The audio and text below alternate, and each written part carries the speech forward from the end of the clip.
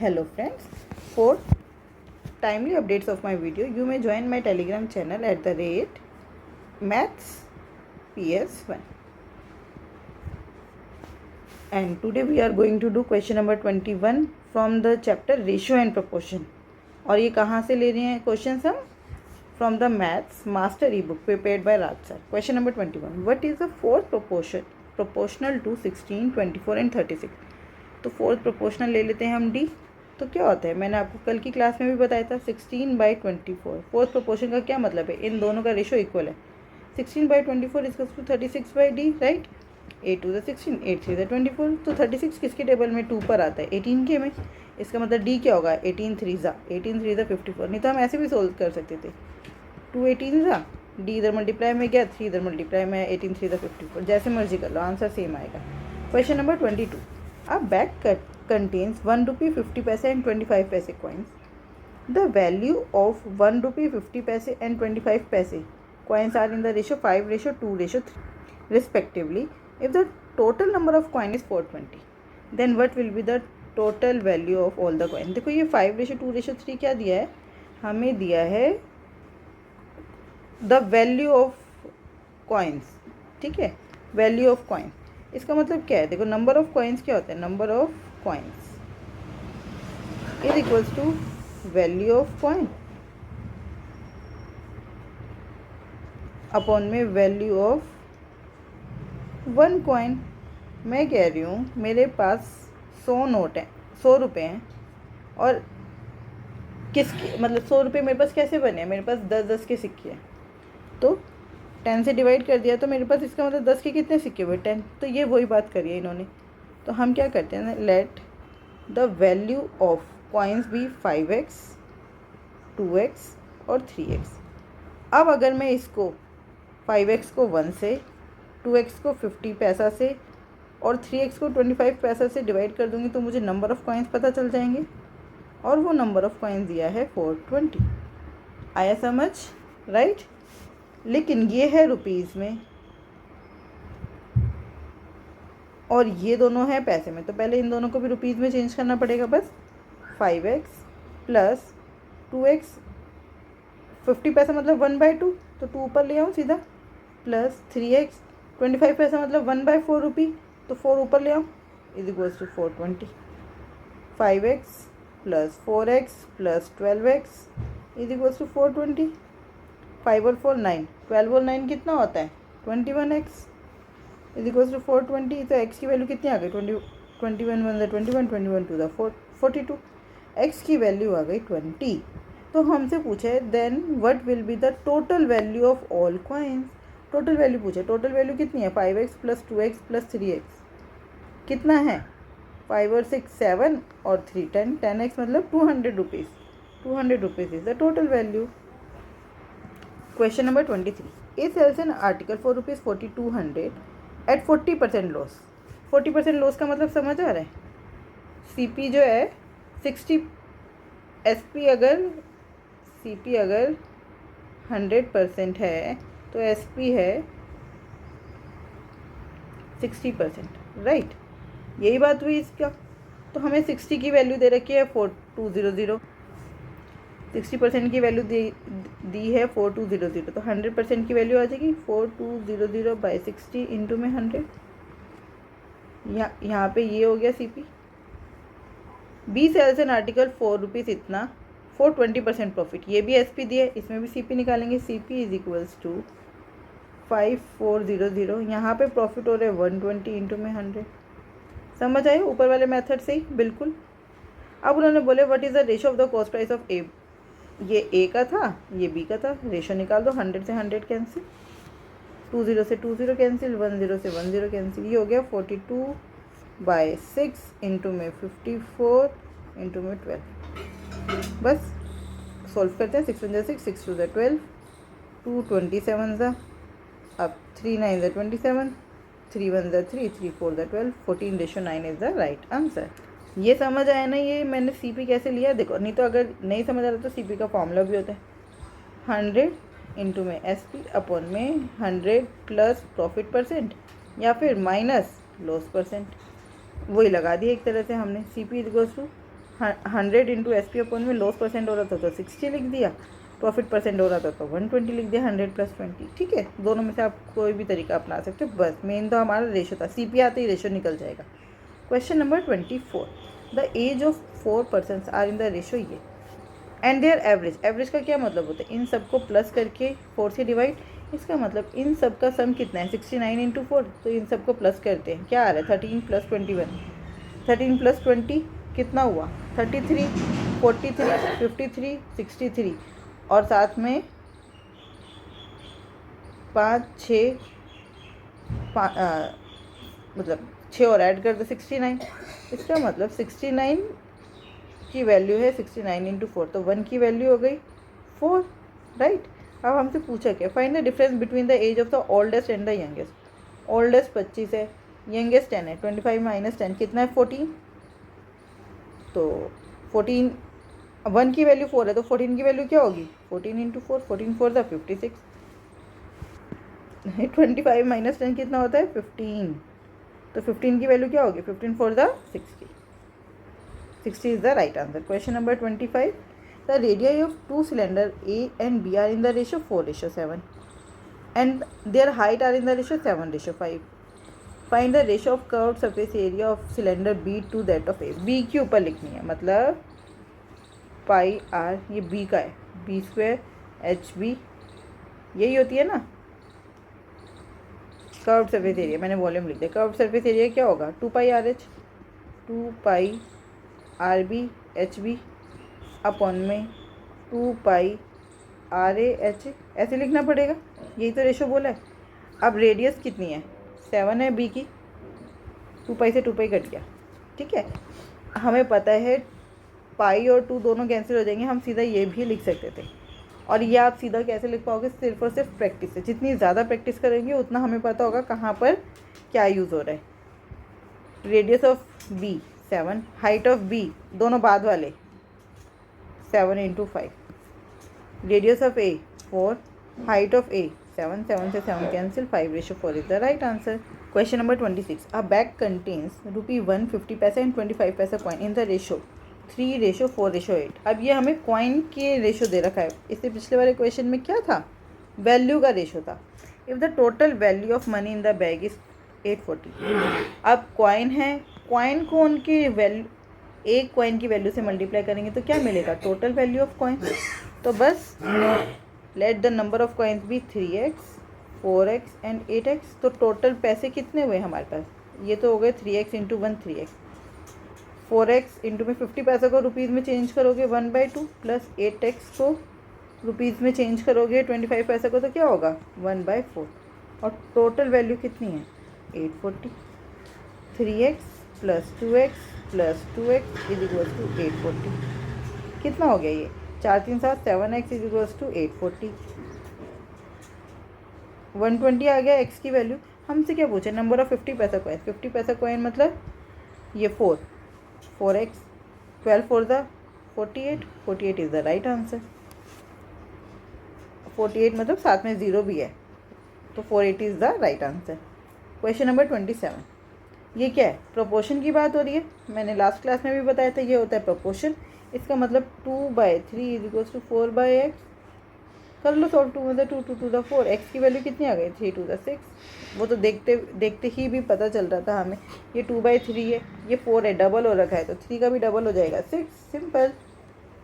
Question number 28, difference between diagonals of a rhombus is 7 centimetre and it's area is 184। तो हमें पता है diagonal दिया है, डायगनल का डिफरेंस दिया है, D1 - D2 कितना होता है 7 सेंटीमीटर, एरिया कितना है 184। एरिया क्या होता है अब रोम्बस का, half into D1 into D2, 184, तो D1 into D2 is 184 into 2, ठीक है। अब देखो पहले बाय ऑप्शन जाएंगे, अब ये 3:2 है, उन्होंने बोला है इन दोनों के बीच का डिफरेंस 7 है, लेकिन यहाँ पे तो 1 दिख रहा है, तो 7 से मल्टीप्लाई कर दोगे तो 7 हो जाएगा, तो ये हो गया पहला डायगनल 7 इंटू 3, दूसरा डायगनल हो गया 2 इंटू 7, राइट। तो 184 को 7 इंटू 3 और 2 इंटू 7 से डिवाइड करके देख लो, 7 2 ज़ा 14, बचा कितना 4, ये तो डिवाइड ही नहीं हो रहा, तो मल्टीप्लाई करके 184 इंटू 2 कैसे आ सकता है? इम्पॉसिबल है, ये आंसर नहीं। अब 24 इंटू 17 देखो, इनके बीच का गैप 7 है, राइट। तो हमें कुछ नहीं करना, ये डायरेक्ट लेने। 24 इंटू 17 की टेबल में 184 तो नहीं आता। 17 10 ज़ा 170, 17 11 ज़ा कितना होगा फिर? 187, राइट। तो 184 तो आता नहीं, पूरा पूरा डिवाइड होगा नहीं, इसका मतलब ये भी आंसर नहीं है। 23 इंटू 16 ले लो, ये करके देखते हैं। 2 8 ज़ा 16, 8 1 ज़ा 8, 8 2 ज़ा 16, बचा कितना? 2, 8 3 ज़ा 24, 23 20, मतलब 23 इंटू 16 है 184, और इनके बीच का गैप तो 7 हमें दिख ही रहा था। This is the right answer. Question number 8। Question number 29।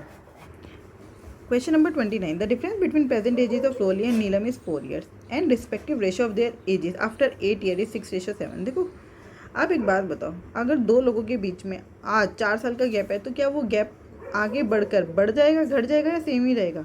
हाँ, 100% सेम रहेगा। तो अब ये जो रेशो है 6:7, इनके बीच में अभी गैप 1 का दिख रहा है, कितने का होना चाहिए? 4 का। 4 से मल्टीप्लाई कर दो, 6 4 ज़ा 24, 7 4 ज़ा 28। इसका मतलब 8 साल बाद ये है रोली की एज और ये है नीलम की age. What is the sum of their present ages? Present age मतलब 20 और 24, कितना आया? 20 और 20, मैंने 4 माइनस कर दिया गलती से, ये तो आफ्टर 8 ईयर्स है ना, तो ये कितना हो गया? 16, और ये हो गया 20। 20 और 16 कितना हो गया? 36। 36 is the right answer. Question number 30। P ratio Q is equal to 2:3। Q ratio R दिया है और R रेशो S दिया है, तो हमें P ratio R ratio S बताना है। देखो, इसका करने का मेथड मैंने आपको बताया था, P Q R S। ये 2 3, ये 1 2, ये 3 4। अब बस आगे आगे वैल्यूज़ डालते जाएंगे। 3 3, यहाँ पे 2, यहाँ पे 1, और ये 3 3, राइट। बस अब इनको मल्टीप्लाई कर दो। 3 2 ज़ा 6, 3 3 ज़ा 9, 3 3 ज़ा 9, 9 2 ज़ा 18, 4 2 ज़ा 8, 8 3 ज़ा 24। देखो ये कितना हो गया? हमसे किसका रेशो पूछा है? P ratio R ratio S, P R और S। 6 ratio 18 ratio 24, right. 6 1 ज़ा 6, 6 3 ज़ा 18, 6 4 ज़ा 24, 1 ratio 3 ratio 4 is the right answer. The ratio of 2 number is 5:9 if the sum of both the number is 420। 5:9 का मतलब क्या है? 5 + 9 14, 14 को रिप्रेजेंट कर रहा है 420, तो 1 की वैल्यू कितनी हो गई? 30। 14 3 ज़ा 42। अब उन्होंने बोले what is the smaller number? Smaller 5 है, 5 की वैल्यू बतानी है। 5 3 ज़ा 15, 150 is the right answer. Question number 32। If the radius of a cone is increase by 2 times and the height is half. देखो, पहले अगर रेडियस r थी और हाइट h थी, तो अब हो गई 2r, और हाइट हो गई है अब चेंज होकर h/2, राइट। अब radius of volume of cone क्या होता है? 1/3 पाई r² h, ठीक है। उन्होंने बोला है ratio of the volume of the original cone to that of the new cone. Original cone की वॉल्यूम क्या है? 1/3 पाई r² h, और न्यू कोन की वॉल्यूम क्या होगी? 1/3 पाई, r की जगह 2r का स्क्वायर, h की जगह h/2। 1/3 पाई से 1/3 पाई कैंसिल, ये हो गया r² h bye 4r² h, और ये 2 ऊपर चला जाएगा। r² h से r² h कैंसिल, 2 1 ज़ा 2, 2 2 ज़ा 4, 1:2 is the right answer. Question number 33। The product of 2 natural number is 20। The ratio of the number two another, ratio of one number two another number is 1:5। What is the absolute difference between these 2 number? तो number late कर लेते हैं x और 5x, और हमें इनके बीच का difference निकालना है, तो हमें तो 4x की वैल्यू निकालनी है, ठीक है। इनका product x into 5x is equal to 20 दिया है। 5 4 ज़ा 20, इसका मतलब x² is equal to 4, x is equal to 2। हमें क्या निकालना है? 4x, 4 2 ज़ा 8, आंसर इज 8। आप कहोगे मैम कहीं तो x ले लेते हो साथ में, और कहीं आप सीधा 1 और 5 लेकर ही कर देते हो। तो यहाँ पर प्रोडक्ट की बात हो रही है। देखो, प्रोडक्ट में ये जो x है ये 2 टाइम्स मल्टीप्लाई हो जाएगा, तो ये x² होगा। अगर आप इसको माइंड में कर सकते हो तो ठीक है, लेकिन अगर ये चीज़ नहीं समझ आ रही है तो फिर x लेकर ही करना। लेकिन सम में क्या होता है? सम में अगर मैं ये सम होता तो क्या होता? 1x + 5x is equal to 20। उसमें x 1 टाइम ही आता, इसलिए उसमें सीधा सीधा रेशो से भी काम चल जाता है। लेकिन प्रोडक्ट में ये x² हो जाता है, ठीक है। इस वजह से मैंने इसमें x लिया। Question number 34. The ratio of income of A and B is 3:7 and the ratio of their expenditure is 4:3. If A saves ₹300, मतलब ये सेविंग दे दी A की, ₹2400 मतलब 2400 ये इनकम दे दी. Then find the savings of B. ये A है, ये B है, ये इनकम है 3:7. अगर A की इनकम 2400 है तो 3 8 द 24. B की इनकम कितनी होगी? 8 7 द 56. ठीक है ना भाई, ये 3 इंटू 8 करके आ रहा है तो इसको भी तो 8 से ही मल्टीप्लाई करना पड़ेगा. अब एक्सपेंडिचर दे रखा है, एक्सपेंडिचर का रेशो है 4:3. तो सेविंग कितनी है? अगर सेविंग 300 है तो एक्सपेंडिचर कितना हुआ? 2100. देखो इसका मतलब 4 2100 को रिप्रेजेंट कर रहे हैं तो 3 किसको रिप्रेजेंट करेगा? 2100 बाय 4 इंटू 3. हमें पता है 4 25 जो होता है 100, तो 21 इंटू 25 इंटू 3, 25 3 ज़ा 75 इंटू 21. इसको कैसे मल्टीप्लाई करेंगे? 75 1 ज़ा 75, 5 यहाँ 7 यहाँ 75 2 ज़ा 150 और 7 157, 1575 आ गया इसका एक्सपेंडिचर. 5600 बी की इनकम है, उसमें से 1575 रुपये वो खर्च करे तो बचा कितने रहा है? 10 - 5 5, 9 - 7 2, 5 - 5 0, 5 - 1 4, 4025. 4025 is the right answer. Question number 35. If 3 consecutive numbers are in the ratio 1:2:3, what is the sum of these numbers? देखो consecutive है, इसका मतलब नंबर्स तो हो गए x, 2x और 3x. लेकिन अगर ये consecutive है तो क्या मतलब है? 2x = x + 1 लगातार आ रहे हैं ना, इनके बीच में गैप कितने का होगा? 1 का. इनके बीच में भी गैप कितने का होगा? 1 का. और 3x बराबर है x + 1, राइट.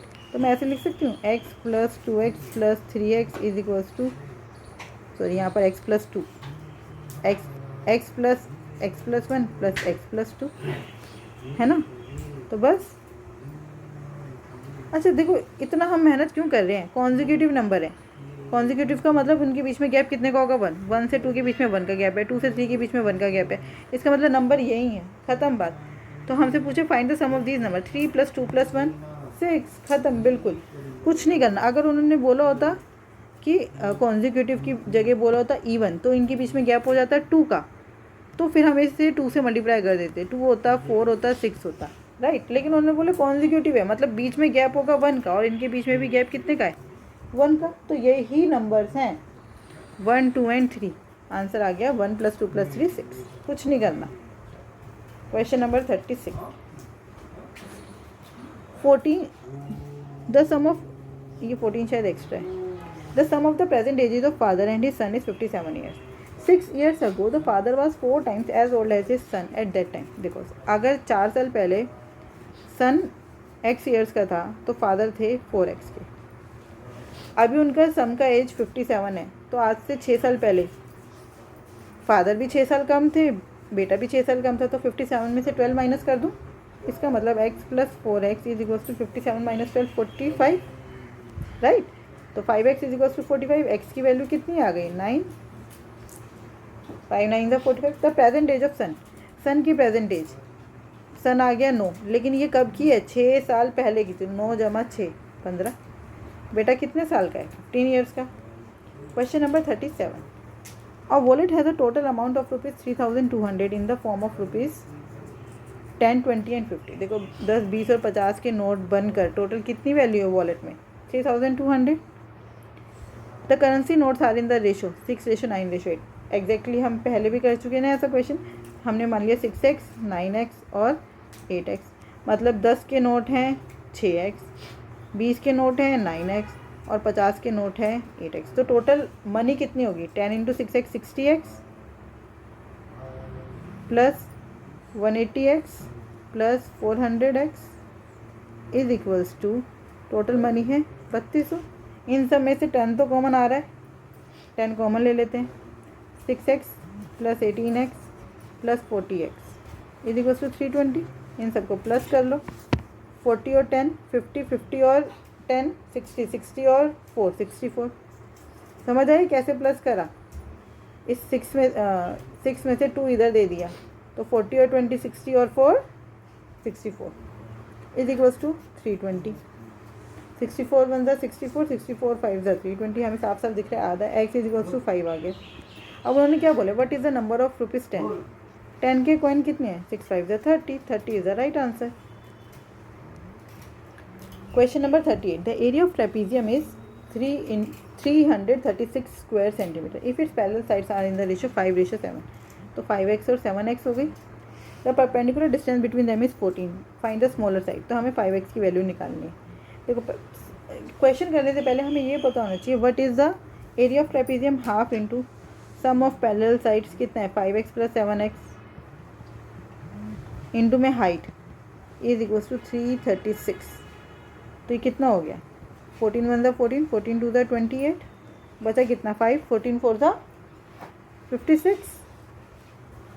अब ये हो गया 12x by 2 is equals to 24, 2 6 ज़ा 12, 6 4 ज़ा 24, x की वैल्यू आ गई 4 और हमसे किसकी पूछी थी 5x की, 5 4 ज़ा 20, 20 is the right answer. Question number 39, the respective ratio of the curved surface area and total surface area of the cylinder is 4:5। If the curved surface area of the cylinder is, देखो उन्होंने बोला curved surface area and total surface area. Curved surface area कितना होता है 2πRh upon में 2πRh plus 2πr², ये total surface area होता है, इज टू 4:5। इसको अपोजिट कर दें या फिर हम ऐसा भी कॉम्पोनेंडो एंड डिविडेंडो अगर आपने पढ़ा है तो अगर a/b is equals to c/d है, मतलब रेशो अगर प्रोपोर्शन में है तो वो बराबर होते हैं a अपॉन में b minus a is equals, मतलब जो हम ऊपर एक तरफ कर रहे हैं वही हम दूसरी तरफ भी करेंगे c अपॉन में d माइनस सी के। ठीक है, ऐसा भी कर सकते हैं, नहीं तो आप इसको ऐसे भी कर सकते हो, अपोजिट कर दो 2πRh प्लस 2πr² अपॉन में 2πRh इज इक्वल्स टू 5/4। ठीक है, अब एलसीएम ओपन कर दो, जो हो गया 2πRh अपॉन में 2πRh प्लस 2πr² अपॉन में 2πRh। इसको भी ऐसे लिख सकती हूँ 4 + 1/4/4। तो ये हो गया 1 और ये भी हो गया 1, 1 - 1 कैंसिल हो जाएगा, हमारा आया 2π से 2π कट गया, 1r से 1r कट गया, r/h का रेशियो आ गया 1/4। इसका मतलब h बराबर आ गया 4r। कोई डाउट नहीं, ठीक है ना। अब हमसे बोला है the surface area of cylinder is 1232 centimetre. Surface area क्या होता है सिलेंडर का 2πRh, 1232 है, 2 × 22/7 इंटू, हमें h निकालना है तो हम r की जगह वैल्यू डालेंगे, r is equals to h/4। तो बस यहाँ पे h/4 इंटू में h इज इक्वल्स टू 1232, 11 2 ज़ा 22, 11 1 ज़ा 11 बचा 1, 11 1 ज़ा 11 बचा 2, 11 2 ज़ा 22, राइट। ये 2 2 ज़ा 4 है, सीधा 4 से काट दे, 4 2 ज़ा 8 बचा कितना 3, 4 8 ज़ा 32। बस h² इज इक्वल्स टू 7 × 28 को 7 × 4 लिख लो और ये वाला 4। तो h कितना आया, ये 7 का स्क्वायर है इंटू में 4 का स्क्वायर है, बस स्क्वायर कैंसिल हो जाएंगे, 7 × 4, 7 4 ज़ा 28, 28 is the right answer. Question number 40, the ratio of the ages of Sandeep and his son is 4:1। After 11 year their ages will be in the ratio 13:6। देखो जैसे अभी हमने एक बात करी थी, 13 6 है और ये 4 1 है, इनके बीच का गैप है 3, यहाँ पे गैप है 7। तो क्या कुछ सालों बाद बीच का गैप अलग हो सकता है? नहीं, सेम कर देते हैं, इसको पूरे को 7 से मल्टीप्लाई कर देंगे, इस पूरे को 3 से, कितना आया 7 4 ज़ा 28, 7 1 ज़ा 7, 13 3 ज़ा 39 और 6 3 ज़ा 18। अब आप देखो 28 से 39 में 11 साल का गैप हो गया, 7 से 11 में 11 साल का ही गैप हो गया। तो बस इसका मतलब वैल्यूज़ तो आ गए हमारे पास। What was Sandeep age when his son was born. देखो संदीप 28 साल का था जब बेटा 7 साल का था, 28 में से 7 घटा दो, कितना हो गया 21। बेटा जो है वो संदीप जो है वो कितने साल का है जब उससे उनके बेटे का जन्म हुआ था, when the his son was born 21 years. I hope आपको ये अच्छे से समझ आए होंगे। Keep practicing, thank you.